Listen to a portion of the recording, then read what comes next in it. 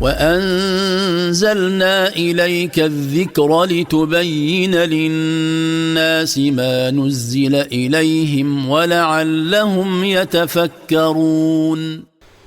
الحمد لله رب العرش العظيم، وعد عباده بكلاءة الذكر الحكيم، والصلاة والسلام على خير المعلمين نبينا محمد المبلغ الأمين، وعلى آله وصحبه رواة هذا الدين.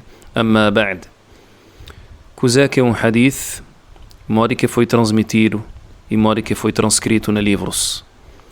Hadith é uma informação sobre o profeta Muhammad que te relata uma palavra de sel, uma ação, uma aprovação ou uma descrição dele.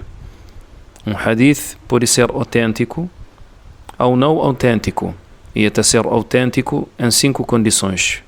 Primeiro, tem que ter corrente de transmissão ligado. Quer dizer, mano, tem que saber quem que transmitir de começo até fim de corrente. Segundo, cada transmissor de hadith tem que ser confiável.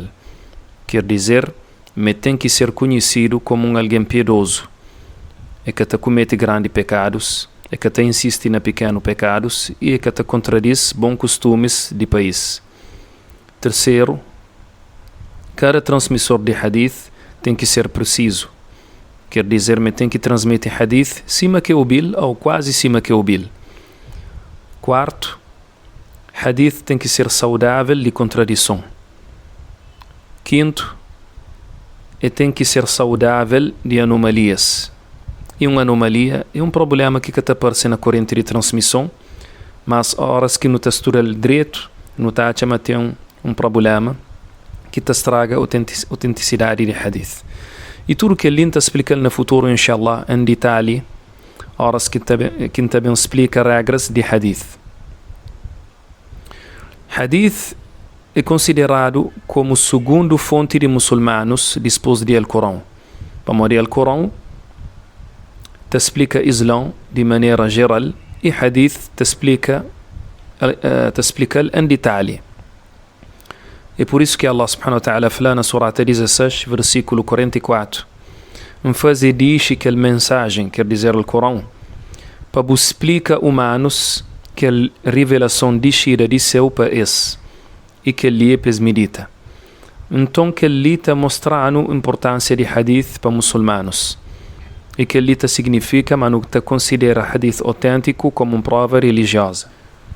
No tempo do profeta Muhammad sallallahu alaihi wasallam, escreve hadith era proibido. O profeta falou hadith que está na Sahih Muslim: quem não escreve nada de mim, quem que escreve de mim outra coisa que o Corão, então pagal. Nós pode transmitir tudo de mim com nós boca sem problema. Mas quem que te conta mentira sobre mim de vontade, então prepara-se lugar no inferno. O profeta proíbe de escrever hadith para muçulmanos que mistura o Corão com outro que ele. Assim é que te confunde a palavra de Allah com a palavra do profeta. Mas ele deixa alguns de seus companheiros só te escrever hadith que se guarda com esse sem transmitir. Cima, por exemplo, Abdullah ibn Amr ibn al-As e Ali ibn Abi Talib radiyallahu anhuma. E que linhas por aquele na Sahih al-Bukhari. Al-Imam al-Bukhari escreve capítulo que chama Escritura de Ciência. Naquele capítulo cita alguns hadith que te mostra que alguns companheiros te escreveram hadith no tempo do profeta sallallahu alaihi wasallam.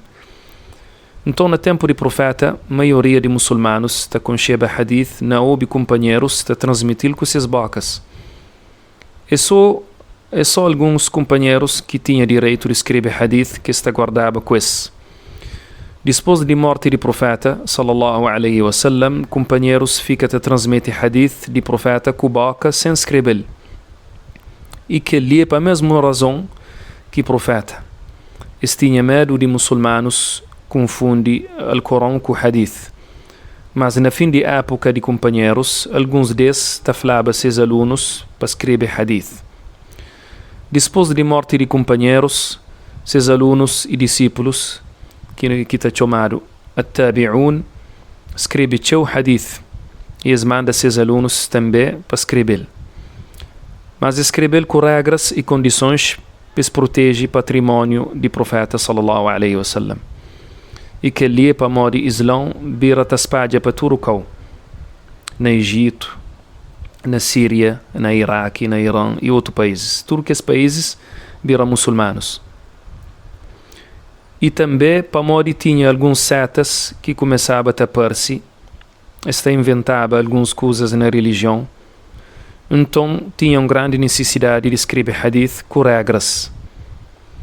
Para modo se escreveva ele com as regras, alguém podia inventar hadith falso.